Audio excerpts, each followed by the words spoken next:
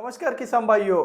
कड़क पत्तियां आपके फसल में भी हो सकती है या फिर होने वाले भी होंगे, तो आपको ध्यान देना क्यों जरूरी है। तो एक तो सबसे पहले ठंड के कारण जैसे हम सिकुड़ जाते हैं वैसे हमारी पत्तियां भी सिकुड़ जाती है, पत्तियां कड़क हो जाती है। तो ये पत्तियां कड़क हो गई तो उसके अंदर फोटोसिंथेसिस या फिर जो भी प्रक्रिया है वो भी स्लो डाउन हो जाती है, संत गति से चलने लगती है। तो ये तो ठीक है भाई, ठीक है, संत गति से चलेगा, इससे ज्यादा क्या होगा।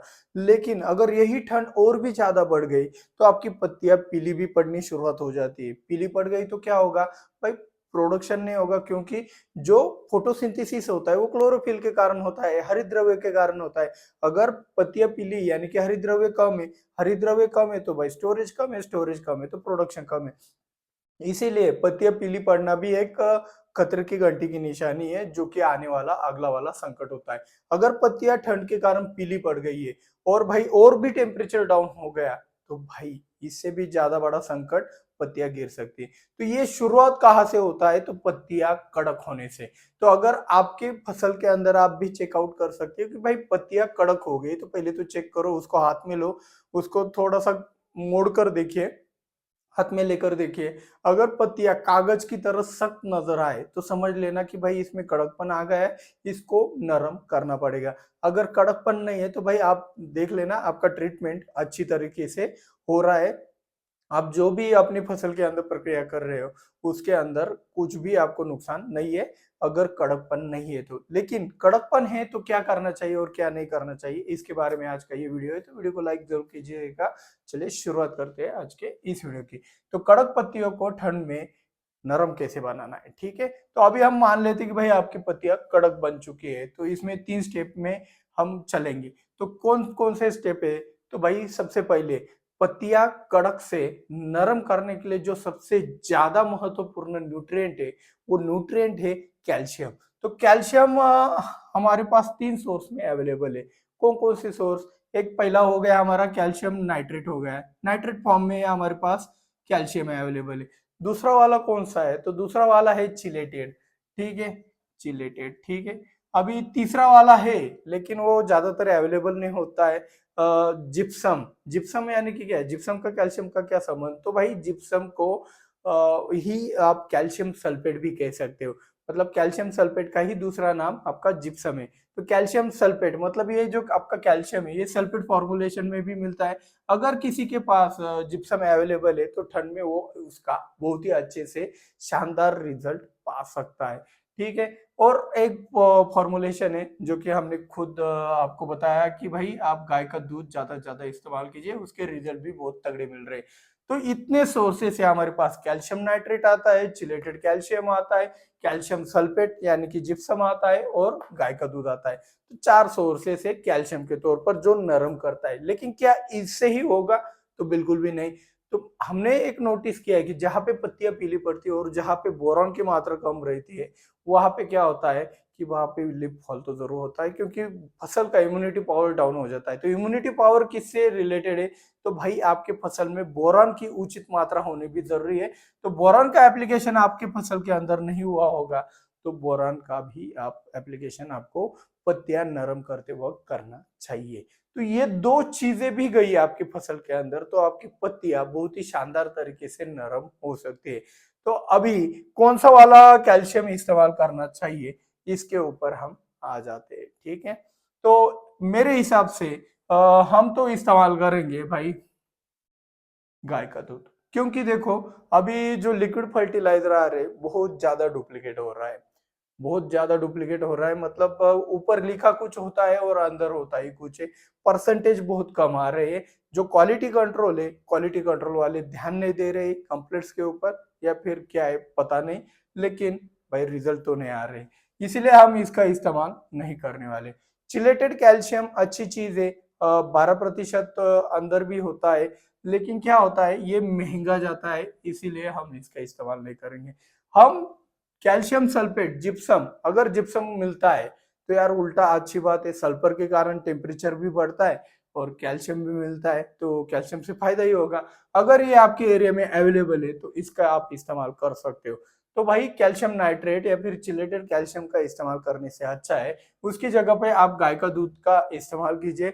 भाई इसको जितना पैसा लगेगा ना उतने लीटर का दूध लेके आइए और जमीन के माध्यम से दीजिए, आपका काम बन जाएगा। बहुत ही शानदार तरीके से सॉइल एप्लीकेशन करना है, जमीन से देना है, ठीक है।